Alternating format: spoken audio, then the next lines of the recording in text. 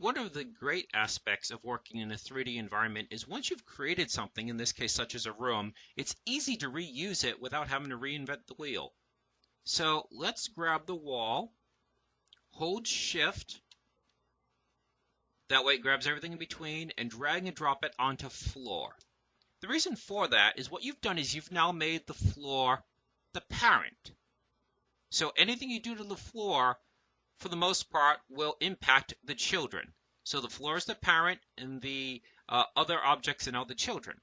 So if I rotate the floor, all the children rotate. If I move the floor, then all the children move as well. Okay. Now what we're going to do is we're going to rename this. We're going to call it floor, and we're going to call it R1 for room 1.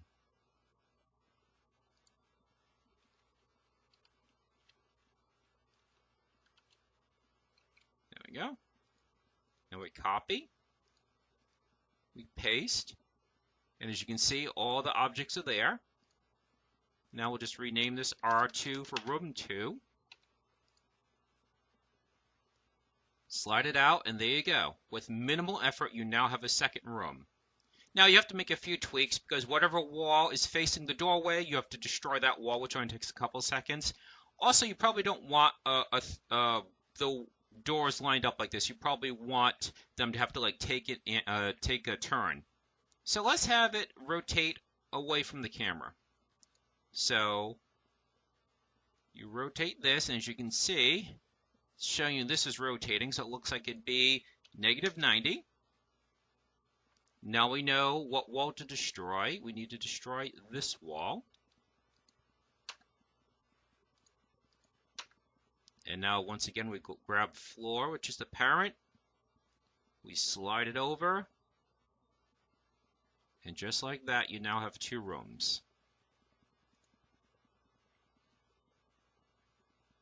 So now at this point you can see, even with the second room, you can see the sky. So probably would have to make the walls taller, or have like put a ceiling in place, which we can do. And if you use a plane, it's not an issue because you'll still be able to see down because only one side will have the image on it, like I mentioned. The other side is see-through. So let's go ahead and do that. Let's go ahead and create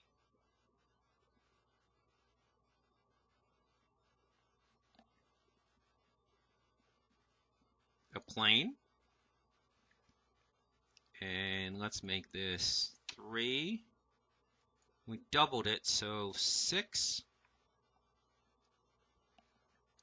Now we have to flip it around because this is the side, this is the facing with the image, so we have to flip it around. So that would be, what, on the z-axis? Yeah, z-axis is changing. So that would be positive 180.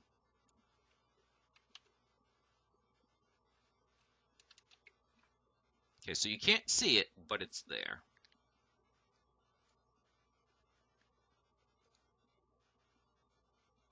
Okay, so there's the roof, not quite low enough.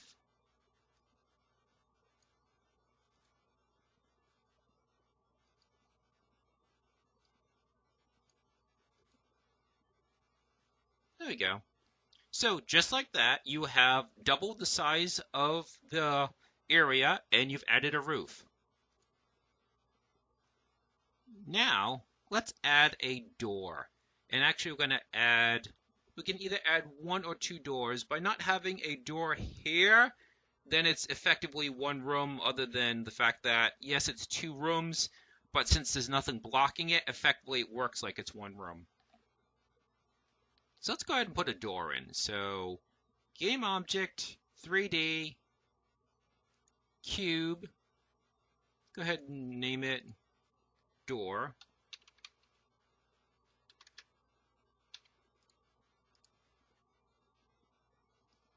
Move it here.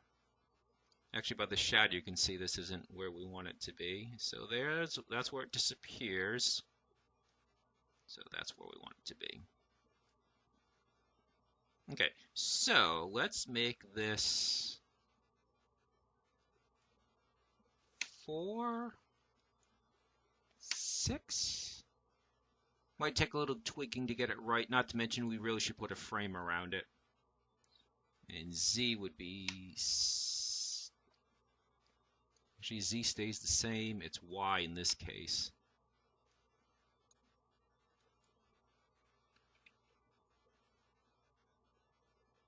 Let's see how that looks. Okay, so that's probably going to be okay because we're going to put a frame around it.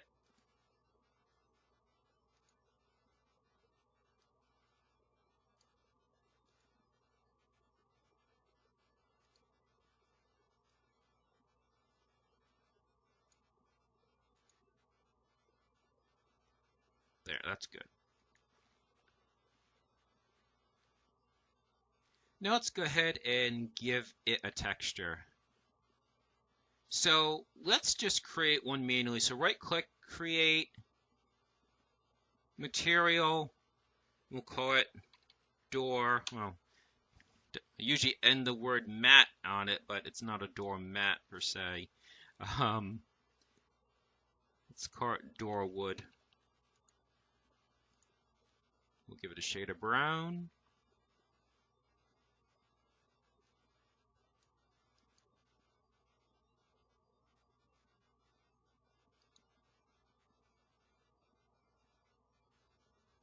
And we'll drag and drop it onto the door. Okay. So now you have two rooms, you have a door blocking the way, and I think that's about all we'll do as far as construction. Now let's actually start handling mobility now that we have a basic environment. And the challenge to getting the mobility just right is depending on what direction you're facing, depends on what direction you're going to move the camera. So by default, we said that you're rotated 0, 0, 0. So if you move, you are changing the Z coordinate in a positive direction. Say you're facing a different direction. We'll change it 90 degrees. So now you're facing off to the left here. Now if you move, you're moving the X in a positive direction.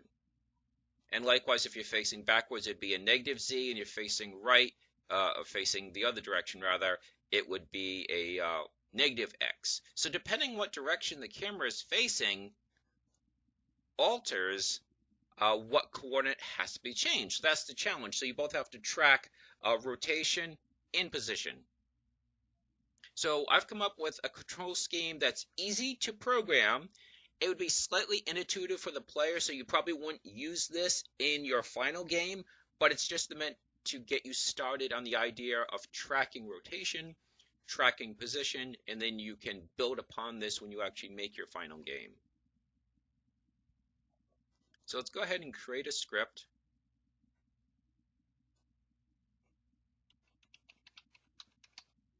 And this script is going to do two things. It's going to track key presses. We're going to use WASD for typical keyboard control. And it's going to translate those key presses into a change of position and a change of rotation. So let's drag and drop that onto the camera because we said it's really the camera that's moving and rotating in a first-person game. So let's go ahead and double-click on that.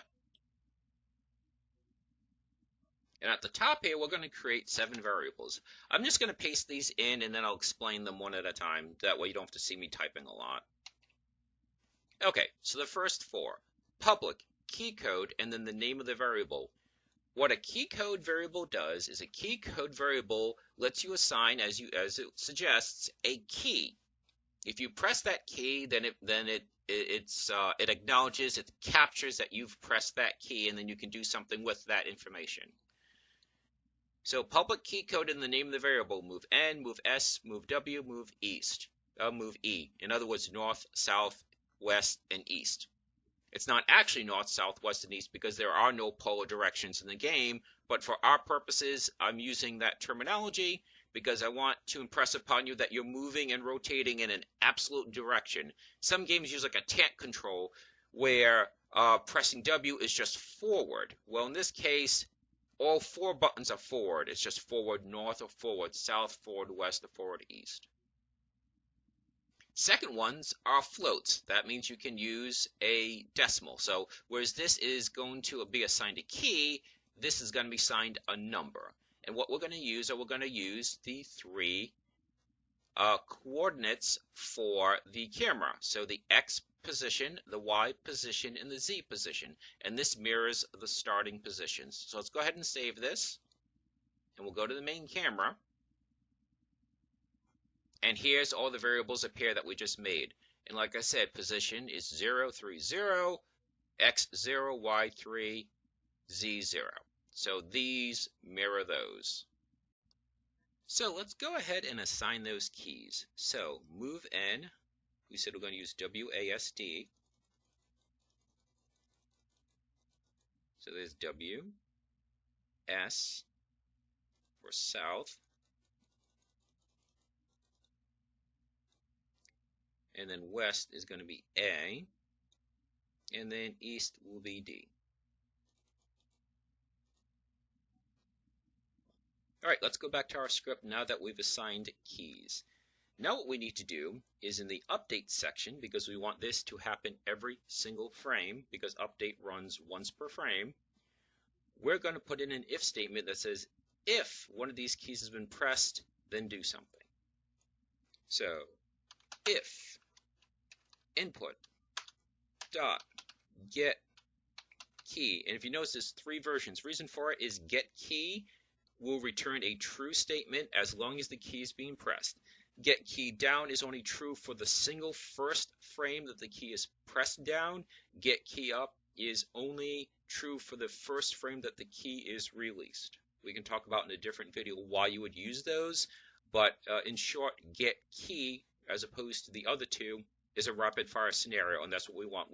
We don't want them to have to hit the button repeatedly to move in the direction we want them to just be able to hold it. So move N. Curly brackets. Have to have the curly brackets for whatever you want executed after the if statement. So what do we want to happen? We want to rotate the object that this script is attached to. The script is attached to the camera. So transform dot Euler angle.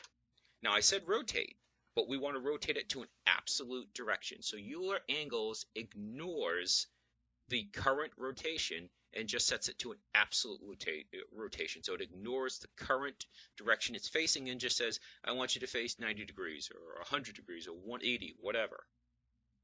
So it's a new vector 3. Now we created variables for the position, but not for the rotation. The reason for that is, again, you have 4 set directions that you're going to face, and therefore you don't need a variable.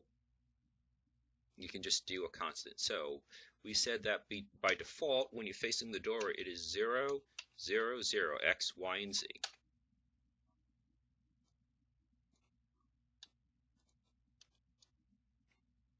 Now for move south, and when you're doing the rotation, in this case, it's always on the Y-axis. So you are rotating, if you want to face south, then you've rotated 180 degrees. It can be either 180 or negative 180 in this case. In this case, it doesn't make a difference. In other times, it would. So move west. We want it to be negative 90. In this case, it does make a difference if you use negative or positive. Because negative is one direction, positive is the other. And move east will be positive 90. All right, we're going to run this just so you can see the rotation work, then we'll come back for the actual movement. So let's give this a run. So you're facing north, so if we press A, you rotate towards that wall. Press D, you rotate towards that wall. Press S, you rotate towards the back wall. I probably should have put a few things in here so it's easier to differentiate them, but obviously the screen is rotating. Press W, you're facing the door again. So, rotation's working. That's half of it. Second half is the position. Now, where here we actually changed the rotation, with the position, what we're going to do is we're simply going to change the corresponding variable and then have just a single statement that changes the position. So let's put that statement in first so you can see what it is. So as we said, this script is attached to the camera. So if I type in get component, it says let's get a component of the object this script is attached to, the camera. Which component? Well, we want to change the transform component. You can see it up there. Okay, what aspect of the transform component? We're going to change position. And position. And we're going to drop in again. It's new vector 3. We're going to drop in those 3 variables that we created. So x position for x, y position for y, although y at this point is always going to be 3, but doesn't hurt to create a variable in case you decide to give your character the ability to jump or duck, because then you would need to change the y position.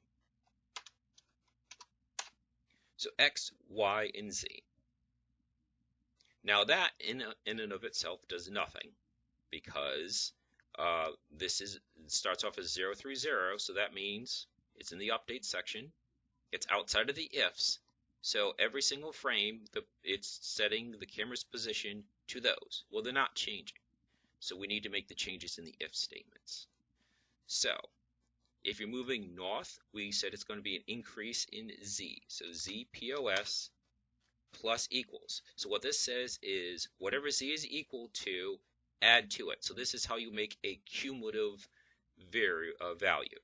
If you said just equals, then you're changing the value by a certain amount. In this case, you're saying plus equals. So take what it's currently equal to and add to it. We're going to add 0.1f. Now you have to use the f because it's a decimal. That's just the way it works. Okay. You said that it's a float, and since you're using a decimal, you got to put the f in, or else Unity gets confused. So take ZPOS, whatever its current value is, add something to it. What are we adding? We're adding 0.1. And this is arbitrary. This is game balance as far as how fast you want the character to move. Okay, so that's ZPOS for forward. Now if you want, sorry, I shouldn't say forward. You're always moving forward. Should have said north. Now ZPOS, if you're moving south, would therefore just be minus equals. And now here, we said that you're now moving along the x-axis. So xPOS minus equals 0.1f. And here you're moving in a positive direction, so xPOS plus equals 0.1f. And I think that should do it. So we created the variables to mirror the location of the default position of the camera.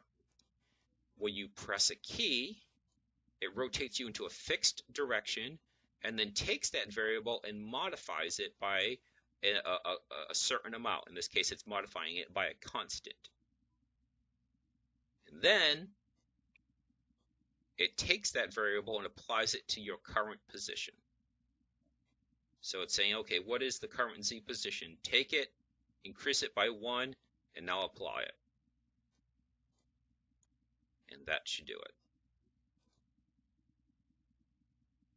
So if I press W, I move forward. If I press A, I immediately rotate 90 degrees and move forward. If I press D, I immediately rotate 180 degrees because I'm going from, in this case, what's currently the front to D would be the back. I rotate and I move. Press S and I'll rotate 90 degrees towards the back. And then now I press W, it goes back to facing the door. And you can see because I moved left and right, I'm not directly facing the door anymore. So let's press A, keep moving that direction, and then we go back to W, and you can see I've moved to the left of the door. So now that you've seen the control, you can see why it's a little bit counterintuitive. That it's not, because it's not tank controls, you have 4 different buttons that can move you forward, and from a first-person perspective, that's a little bit jarring. So it gives you easy mobility, but it's a little bit confusing. So like I said, this control scheme in your final project, you probably wouldn't use. This is just for demonstrative purposes. This is to get you familiar with the idea of rotation and how to move an object. You can refine this in later lessons. So I think that should do it for this one.